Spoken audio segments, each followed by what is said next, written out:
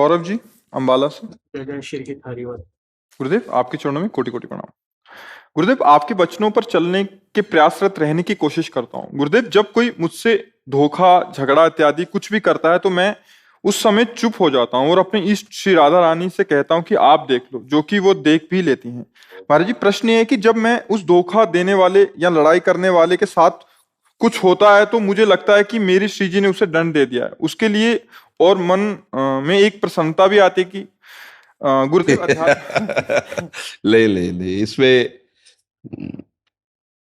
देखो, अवश्य में भोक्तव्यम कृतम कर्म शुभाशुभम। अगर अशुभ कर्म करेगा तो आप बोलो या ना बोलो, उसको तो भोगना ही पड़ेगा। अच्छा कर्म करेगा तो अच्छा भोगना पड़ेगा।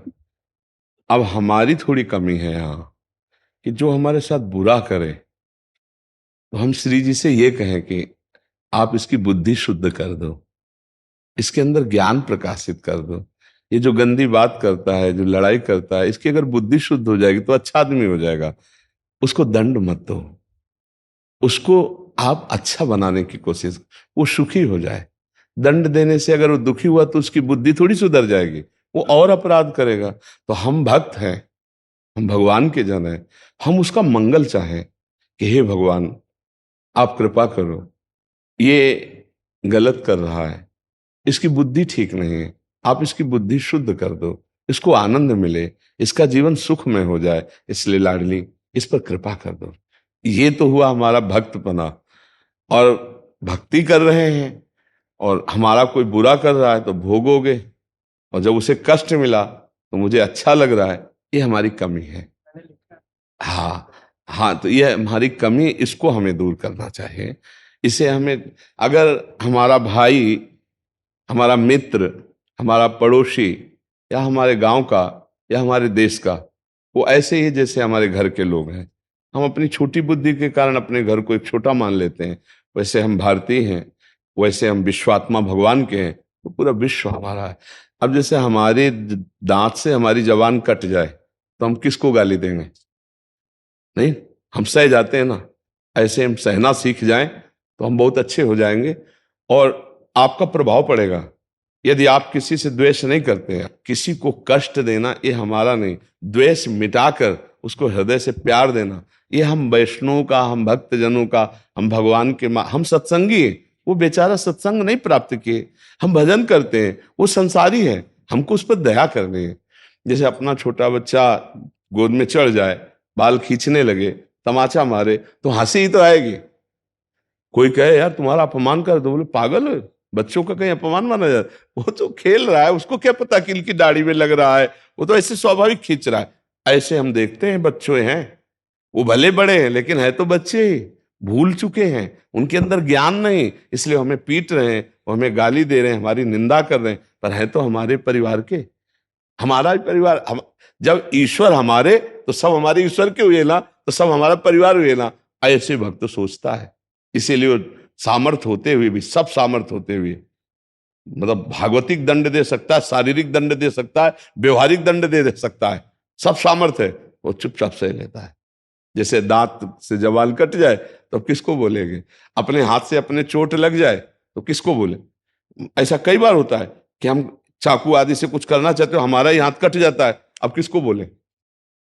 चुपचाप सह जाते हैं। ऐसे ही सहना चाहिए, और जो हमें कष्ट दे यदि उसे दंड मिले तो हमें दुखी होना चाहिए, प्रभु नहीं, प्रभु नहीं।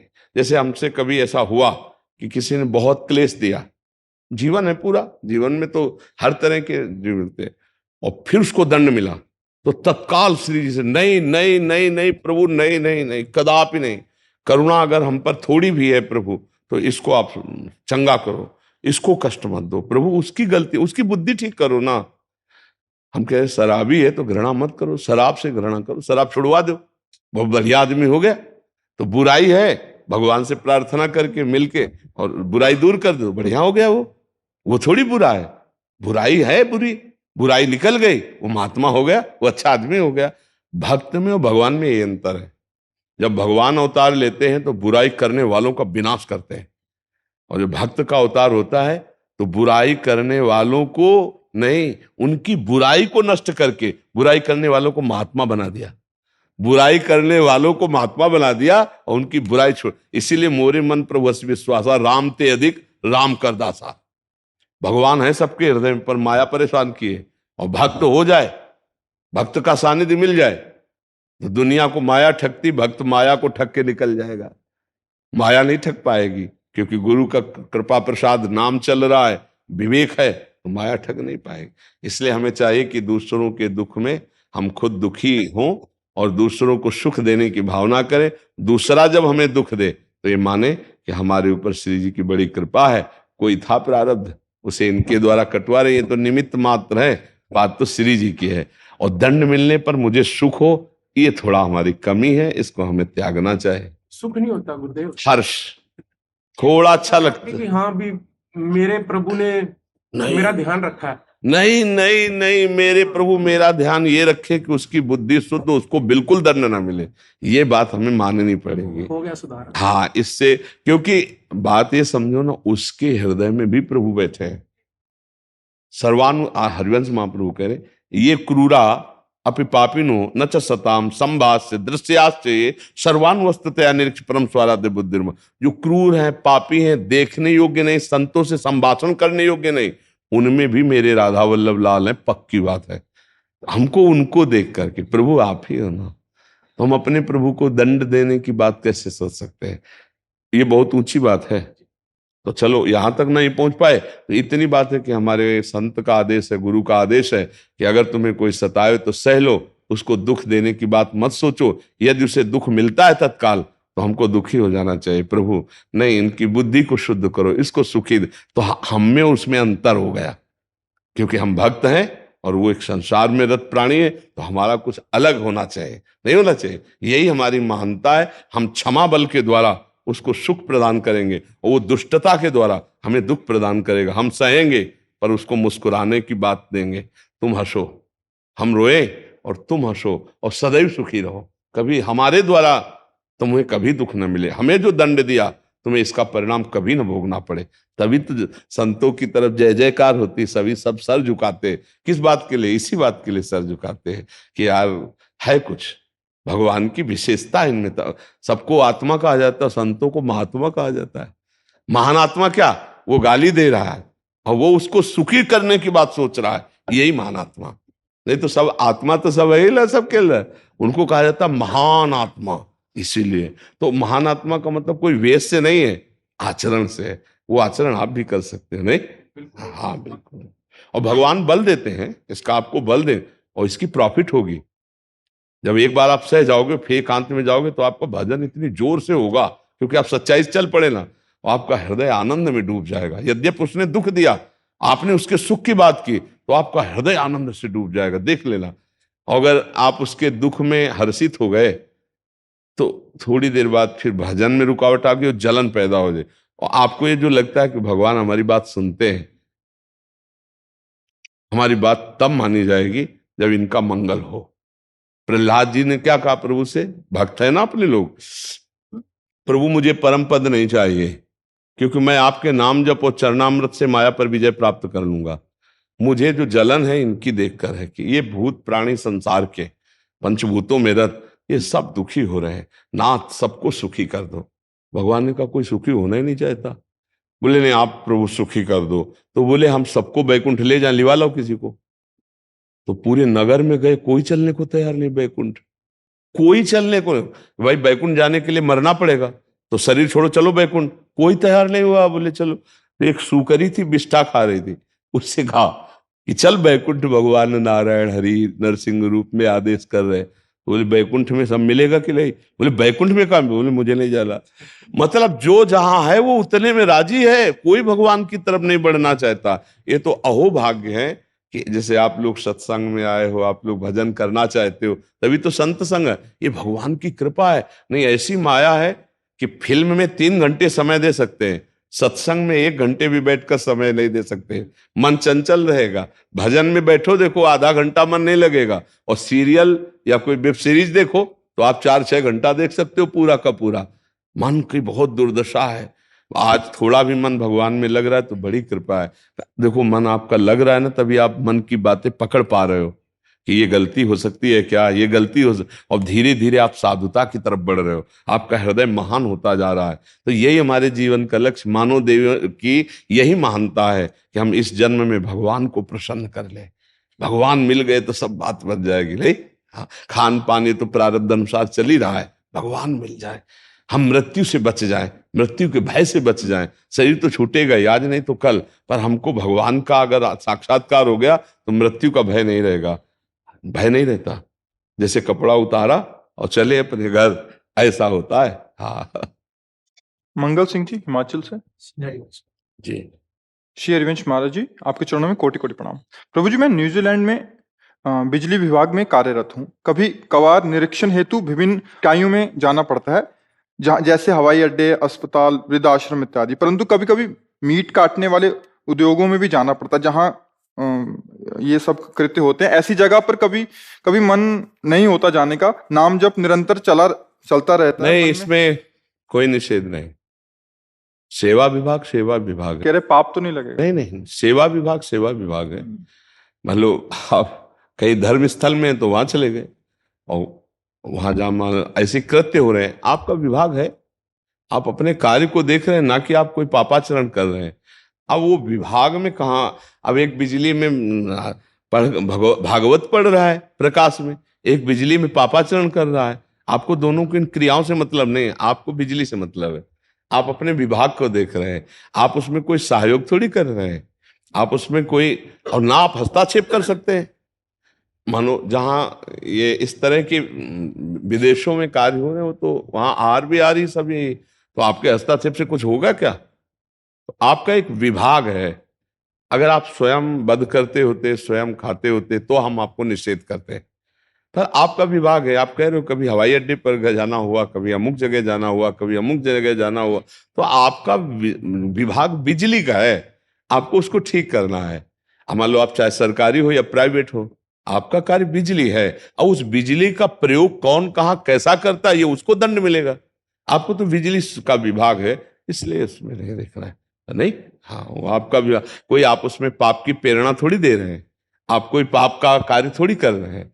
तो आपको जहां भी बिजली के विषय में जाना होगा, तो चाहे सरकारी भेजा जाए या प्राइवेट, आपको कोई कंपनी भेजे, तो आपको जाना तो वहीं होगा और वो कार्य अपना करके चले आना होगा। मुझे लगता है आप अपने कार्य के लिए जाते हैं, आप कोई उसमें पापाचरण तो नहीं कर रहे हैं। जी, योगेश्वर जी। राधे राधे महाराज जी। महाराज जी, आपके चरणों में कोटि कोटि प्रणाम। महाराज जी, मैं पिछले 3 वर्ष से मांस बेचने का कारोबार कर रहा हूँ। जब आपका सत्संग सुना तो राधा नाम में प्रीति हुई, लेकिन स्वयं में मांस नहीं खाता था। जैसे जैसे राधा नाम जपता गया तो मांस बेचने के कारोबार से मुझे घृणा होने लग गई। महाराज जी, फिर सड़क से फिसलने के कारण मेरा पैर टूट गया, तो मैंने इसे श्री जी की कृपा माना और पिछले 6 महीने से मैंने मांस का कारोबार बंद कर दिया। क्या महाराज जी अब मेरा कल्याण हो जाएगा? क्योंकि अगर मैं राधा नाम जप करूं निरंतर, तो क्या मुझे पाप तो नहीं लगेगा जो मैंने पिछले कर्म किए हैं? उसका मुझे कैसे महाराज जी निर्धारण कर? बात पर विश्वास करो। नाम संकीर्तनम यस्य सर्व पाप प्रणाशनम। सर्व, सर्व शब्द लिखा है, सर्व में भूत, वर्तमान और भविष्य में भी होने वाले। गीता जी में भगवान ने कहा, सर्वधर्मान परित्यज्य मामेकम शरणम ब्रज अहम त्वाम सर्व पापेभ्यो मोक्षयिष्यामि मां शुचः। मां शुचः, मैं तुम्हें पवित्र करूंगा। अहम त्वाम सर्व पापेभ्यो, मैं तुम्हारे सारे पापों को नष्ट कर दूंगा। श्री भगवान कह रहे हैं, भगवान की शरण में होकर पूर्व में जो गलती हुई हो गई, अब लो नशानी, अब ना नशे हो, आज तक किया अब नहीं करूंगा, सब नष्ट हो जाएंगे। विश्वास कीजिए। अब शारीरिक जो भोग है उनको अपनी भक्ति से मत मिलाइएगा। जब आपका शरीर निर्माण हुआ, उसमें 2 प्रकार के कर्मों का प्रयोग हुआ, शुभ और अशुभ। शुभ कहते हैं पुण्य को, अशुभ कहते हैं पाप को। और पुण्य का फल होता है सुखद और पाप का फल होता है दुखद। तो दोनों से शरीर की रचना हुई। अब जो आप अभी किए, ये नई खेती थी। अब जो आप कर रहे हैं, इस नई खेती में आग लगा रहे हैं। पुराना जो आपका गोदाम जमा है, अधिक भजन करेंगे वो भी नष्ट हो जाएगा। अब इस शरीर का जो भोग है वो भोगना पड़ेगा। जैसे अभी ने कहा पैर फिसला, पैर टूटा, इसका तुम्हारी इस जन्म के मांस बेचने से या भक्ति से इसका कोई लेना देना नहीं। समझ पा रहे हो? हमारी जन्म से लेकर मृत्यु तक प्रारब्ध की रचना हो चुकी है, सुखद और दुखद घटनाओं की। ये सबके लिए, पशु मनुष्य देवता कोई भी हो, सबका विधान है। अब इस केवल मनुष्य योनि में छूट है। आप नया कर्म करके इस शरीर से मुक्त हो सकते हो या नया कर्म करके और भ्रष्ट हो सकते हो। दुर्गति अपनी कर सकते हो या सदगति कर सकते हो। इनको तारतम्य को नहीं जोड़ना चाहिए भक्ति से कि अब जब से हमने भजन किया, मांस बेचना छोड़ा, तो हमारा पैर फिसल गया और पैर टूट गया और बड़ी समस्याएं आनी प्रारंभ हो गई। ये समस्याएं आनी ही थी, तुम भजन करो या ना करो। समझ रहे हो ना? इस शरीर का भोग बड़े बड़े महापुरुषों को भोगना पड़ा है, क्योंकि शरीर रचने के समय निश्चित हो चुका था। जैसे इस शरीर का मां के गर्भ से ही रचना थी, पॉलिसिस्ट किडनी। अब वो जब 35 वर्ष के हुए तब उसका पता चला, तो वो जन्म से पहले ही है। ये हमारी नई खेती है भजन, लेकिन पूर्व जो हमारी खेती है वो ये भोग है। अवश्य में भोक्तव्यम कृतम कर्म शुभाशुभम। अब जो हमारे भजन का फल है वो दो को नष्ट करेगा। एक जो नवीन हमसे इस जन्म में कर्म हो गए जिसे क्रियमाण कहते हैं, और एक पूर्व संचित जो बहुत जन्मों का किया हुआ पाप और पुण्य का गोदाम है, उसे संचित कर्म कहते हैं। संचित कर्म और क्रियमाण दोनों भस्म हो जाएंगे भजन से, और प्रारब्ध को भोगना पड़ेगा। तो शरीर रहते हुए प्रारब्ध को भोग लिया, क्रियमाण नष्ट हो गया, संचित नष्ट हो गया, वो जीवन मुक्त होकर भगवान को प्राप्त हो गया। विश्वास करो, घोर पापी भी यदि ये समझ जाए कि मेरे से गलती हो रही थी, अब मैं सुधार करता हूं, तो अब भी चांस है उसका भगवत प्राप्ति का। अब भी आपके लिए चांस है, अभी तो आप बिल्कुल निकल सकते हो। धैर्यपूर्वक जो दुख सुख आवे, सुख में फूलो नहीं, दुख में भूलो नहीं, शोक मत करो और अपने कर्तव्य का पालन करो। अब दूसरों को सुख देने वाले कार्य करो, जिससे समाज को सुख हो, हमारे राष्ट्र की सेवा बने। एक की भी सेवा राष्ट्र की सेवा मानी जाएगी। कोई बीमार पड़ा है, किसी का एक्सीडेंट हो गया है, आप उसको अस्पताल पहुंचाओ, आप उसकी सुरक्षा करो। धन से, शरीर से किसी एक की सेवा बन गई तो बहुत बड़ा लाभ मिलना शुरू हो जाएगा। परहित सरिस धर्म नहीं भाई, और पर पीड़ासम नहीं हद। इससे बड़ा कोई पाप नहीं दूसरों को दुख देना, और दूसरों को सुख देने जैसा कोई पुण्य नहीं, कोई धर्म नहीं है। तो अभी तक जो गलती हुई उसका मार्जन होगा। दूसरों को सुख पहुंचाओ और नाम जप करो, निश्चित मंगल हो जाएगा। वृंदावन में बैठ के कह रहे हैं, इस पर विश्वास करो, क्योंकि विश्वास से ही भक्ति का जागरण होता है। बिन विश्वास भगति नहीं, ते बिन द्रवहि न राम, और राम कृपा बिन सपन्यु जीव न लह विश्राम। हित ध्रुव जो विश्वास है, तब ही सुधरे बात, ना तरु माया पंथ में फिरे जो टक्कर खात। विश्वास कर लो, ये किसी पैसे से नहीं खत्म होने वाला था। तुम हृदय से शरणागत होकर नाम जप करो, उसके लिए कह रहा हूं, सब ठीक हो जाएगा, सब ठीक हो जाएगा। पूरे जीवन वैश्यागमन करके हिंसा करने वाला आदमी अंतिम समय अपने बालक के पुकारने में बोलता है नारायण, तो उसको परम पद मिल जाता है। तुम तो जानबूझकर राधा राधा बोल रहे, तुम्हारा कल्याण नहीं होगा। तुम वृंदावन आ गए हो, संत समागम अमोघस्य, निश्चित कल्याण हो जाएगा। भगवान की कृपा ना होती तो तुम यहां बैठे ना होते हमारे सामने। अब मोहि भा भरोस हनुमंता, बिनु हरि कृपा मिले नहीं संता। भगवान की कृपा से आप धाम आए हो, भगवान की कृपा से आप सामने बैठे हो, तो वो जब कृपा कर दिए तो कर दिए। कैसा है, क्यों है, इसका कोई मतलब नहीं। जंगहा लोहा हो और पारस छू जाए तो सोना बन जाए। जब एक पारसमणि में इतना प्रभाव है, तो भगवान और भगवान की भक्ति का कितना बड़ा प्रभाव है। आप इसकी चिंता मत करें, प्रभु का चिंतन करें, पीछे सब साफ हो जाएगा। कूड़ा करकट जितना हमारा है वो भगवान की कृपा से नष्ट हो जाएगा। नाम संकीर्तनम यस्य सर्व पाप प्रणाशनम, सारे पापों का नाश नाम जपने से, नाम कीर्तन से निश्चित हो जाता है। पर अब ना हो, अब आगे ना हो कोई गलती, ये सावधान रहिए। महाराज जी, इनमें से एक का प्रश्न था, ये 5-6 जने हैं जो ये अभी नए पुलिस अधिकारी उस पे चयन हुआ है इनका, मतलब पुलिस सेवा में यूपी डिप्टी एसपी के उस पे। महाराज जी, इनका एक था कि इनका जो नौकरी ऐसी है कि कभी कभी इनको मतलब खूब दबाव पूर्वक भी किसी पे बल पूर्वक करना पड़ता है, कभी रात पूरी रात लग जाती है। तो उसमें मतलब अपनी सेवाओं में इतने व्यस्त रहते हैं कि उसमें अध्यात्म को कैसे नहीं, हमने कई बार प्रार्थना की है कि आपका कर्तव्य ही आपकी पूजा है। अगर रात भर आपकी ड्यूटी लगती है या आपको किसी की पिटाई करनी पड़ती है, किसी को दंड देना पड़ता है, तो ये आपकी पूजा है। ये आपकी भगवत प्राप्ति में बाधा तब पहुंचाएगी जब आप असत पुरुषों द्वारा दिए गए प्रलोभन या भय से प्रभावित होकर आप किसी को दंड देते हैं, तब आपकी वो गति बिगड़ने की है। अगर आप जानते हो अपराधी, तो अपराधी को दंड देना आपकी पूजा होगी। पूरी रात आप हमारी राष्ट्र सेवा में हैं, हमारी संपूर्ण राष्ट्र सेवा का एक एक हिस्सा है आप। अगर आप पूरी रात्रि सेवा करते हैं और हमारे समाज को व्यवस्थित रखते हैं, तो मुझे लगता है अलग से आपको कोई भी पूजा पाठ समय मिले तो करो, नहीं तो अलग से आपको आरती पूजा करने की जरूरत नहीं। हाँ, ये जरूर है कि नाम जप करने के लिए आपको खूब समय है, अंदर ही अंदर नाम जप कर लीजिए। बाहर से कोई माला की जरूरत नहीं, बाहर से कोई पूजा की जरूरत नहीं आपके लिए, क्योंकि आपका समय कभी भी किसी भी समय आपको भेजा जा सकता है। मान लो आप है कि 8 से 9 हम पूजा करते हैं और 8 से 9 आपको ड्यूटी में भेज दिया है, तो आपको जाना पड़ेगा। आपकी पूजा ड्यूटी है, तो अपने कर्तव्य को ही पूजा मान लीजिए और नाम जप कीजिए, तो आप अध्यात्म में ही हैं। अध्यात्म का तात्पर्य होता है सब भगवत स्वरूप मानना। अगर हम इसके 2 विभाग कर देते हैं कि ये तो सांसारिक ड्यूटी रही, वो अगरबत्ती और आरती करना और बैठकर पाठ करना वो भगवान के लिए, तो फिर हम कभी अध्यात्म में नहीं चल पाएंगे। देखो, युद्ध करना कहीं अध्यात्म तो नहीं है ना। पूरी गीता में अर्जुन जी को सांख्य योग, कर्म योग, भक्ति योग के द्वारा भगवान ने यही समझाया कि तुम्हारा युद्ध ही तुम्हारा अध्यात्म है। अर्जुन जी का पहला शरणागति के बाद जब कहा मैं शिष्यस्तेहं साधिमां प्रपन्नम, तब कहा प्रभु मैं शिष्य हूं आपका, आपकी शरण में, लेकिन युद्ध नहीं करूंगा। तो भगवान हंस दिए कि तुमको युद्ध ही करना पड़ेगा। पूरी गीता का उपदेश करके युद्ध ही प्रारंभ कराया। तो हमको चाहिए कि हम भगवान के आंतरिक रहस्य को समझे। 2 बहुत जोर की बात कही, मामुनिस्मर युद्ध च, मेरा स्मरण करते हुए अपने कर्तव्य कर्म को करो। हमारी चूक कहां होगी?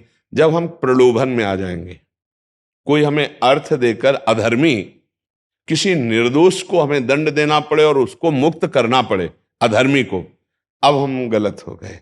या किसी भय से, दबाव से हम किसी निर्दोष को दंड दे दें और दोषी को मुक्त कर दें, अब हमसे गलती हो जाएगी, आध्यात्मिक गलती हो जाएगी। और अगर हम ऐसा नहीं करते तो यही हमारी पूजा है, और हम नाम जप करते तो यही हमारी आध्यात्मिक उन्नति कर देगा, यही भगवत प्राप्ति कर देगा। शास्त्र प्रमाणित बात कह रहे, भगवान से अर्जुन कह रहे मैं सन्यास लेकर भीख मांगकर भजन करूंगा, युद्ध नहीं करूंगा। भगवान ने इसको निषेध कर दिया, नहीं, उत्तिष्ठ परम तप। तो हमें समझना है कि हमारा अध्यात्म यही है। आपको जो वर्दी मिली है, आपको जो हमारी राष्ट्र सेवा मिली है, यही आपकी आराधना है भगवान की। बस नाम जप हो और अधर्म से दूर रहे।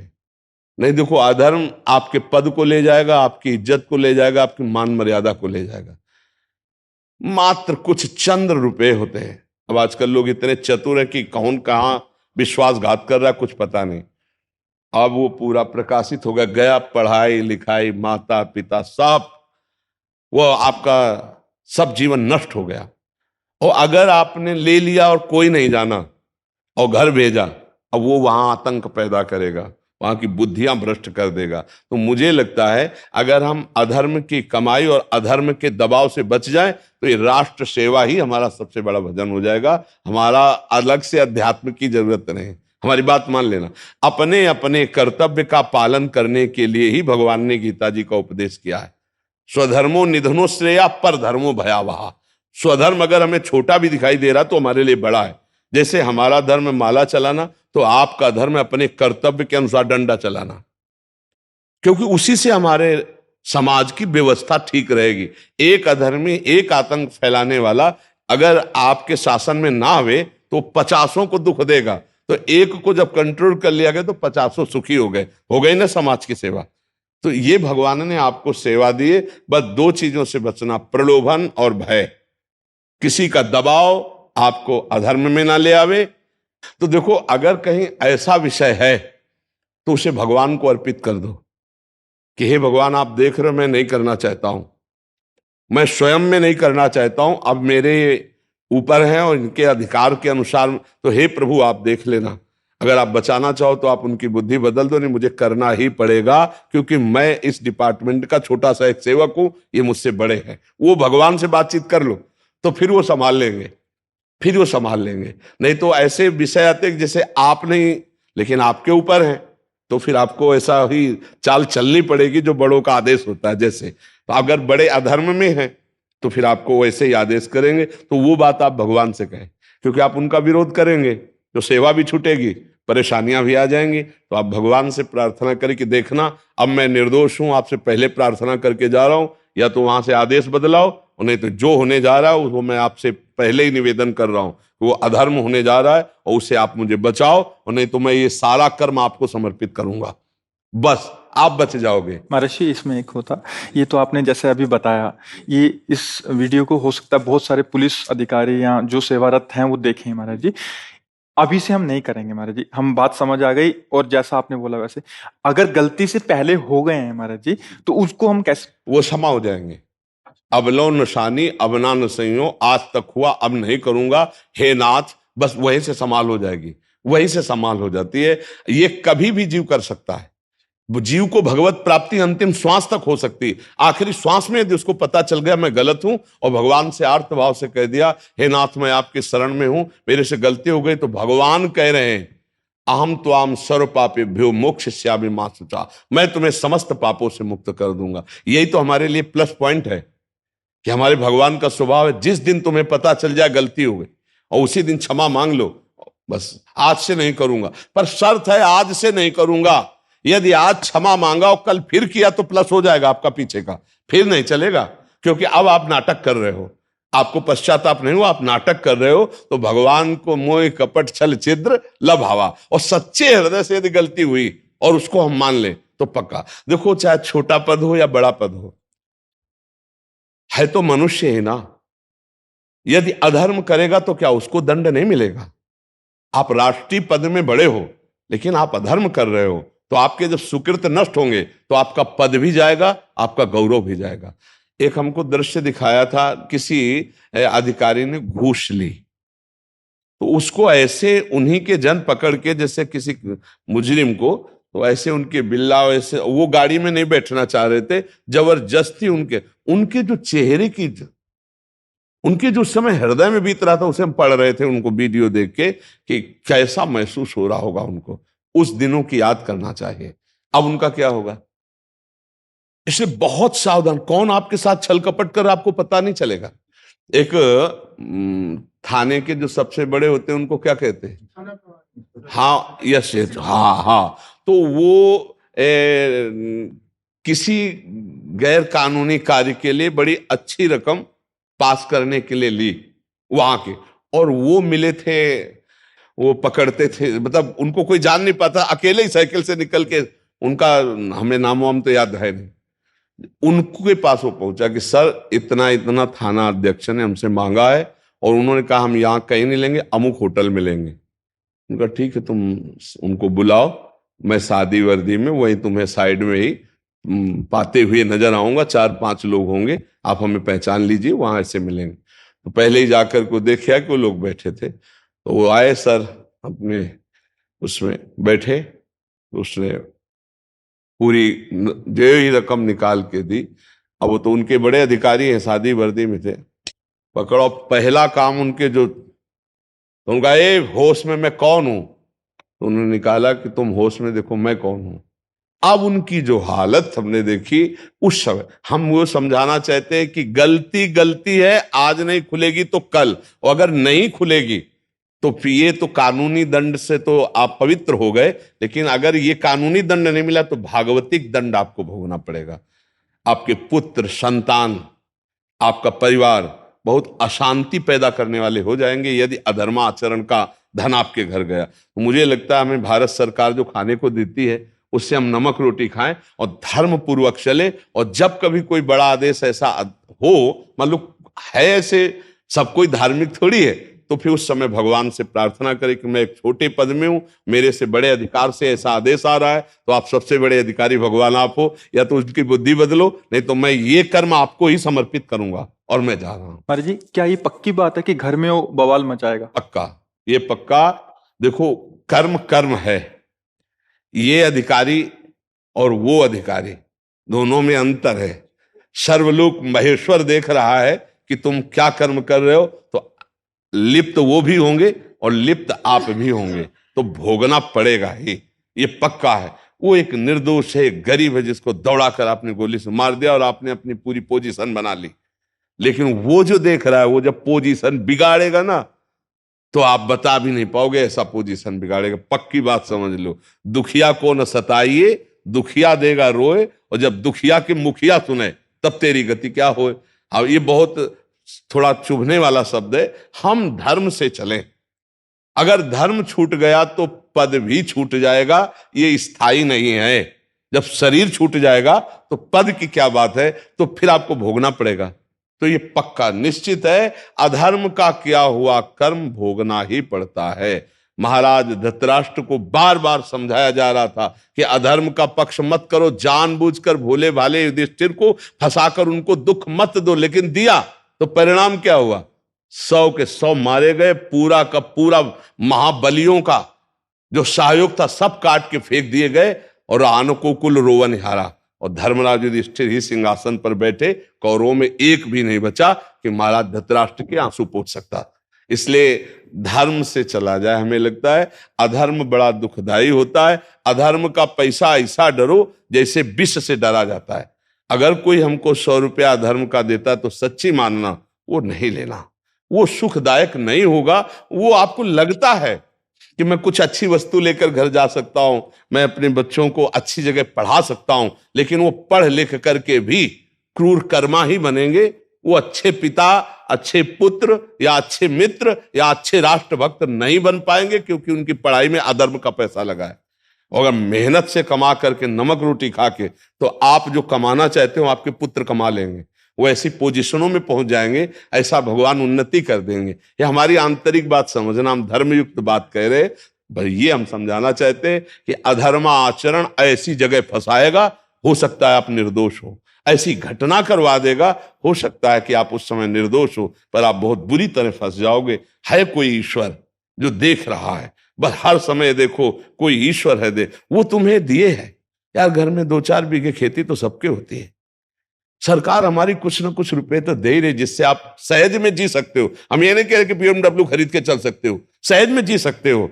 लेकिन अगर आप लौकिक उन्नति के लिए अधर्माचरण का आश्रय ले लिए, वो लौकिक उन्नति माना कुछ दिन आपको हाइलोजन की तरह प्रकाशित करेगी, लेकिन फ्यूज हो जाओगे, उसमें आगे नहीं बढ़ पाओगे, और दीपक की तरह जलोगे ना तो बहुत काल तक आनंद से रह लोगे। महाराज जी, जैसे आपने अगर ये सावधानियां बरती जाए महाराज जी, पुलिस डिपार्टमेंट की बहुत सारी ऐसा सहयोग है हम सब सामान्य नागरिकों को, कि मतलब अगर ये प्रशासनिक ये व्यवस्थाएं ना हो तो आज एक आतंक का एक अलग माहौल बिल्कुल हो। बिल्कुल। अगर ये थोड़ी थोड़ी सावधानियां हमारे जीवन के लिए भी और समाज के लिए भी तो बहुत अच्छा हो जाएगा। हाँ हाँ, अब ये है कि देखो, जैसे ये सत्संगी है तो सुन रहे, लेकिन जिनके दिमाग में रजोगुण चढ़ा हुआ है ना, चाहे जितना समझाओ, ये समझना चाहते तो समझ सकते, और जो नहीं समझना चाहता वो बिल्कुल नहीं समझेगा। पक्की बात समझ लीजिए, धृतराष्ट्र जी को जब अक्रूर जी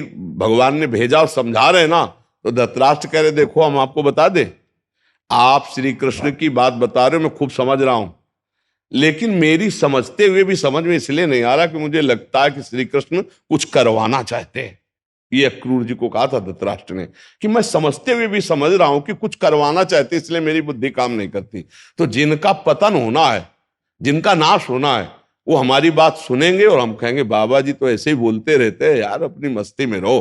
वो और जिनको सुधारना है तो ये गोली की तरह बात लगेगी कि ठीक है आज तक गलती हुई, अब गलती नहीं करेंगे। और हमारे बहुत से ऐसे अधिकारी जन और भाईजन हैं जो अपने को बहुत अच्छी तरह सुधार रहे हैं।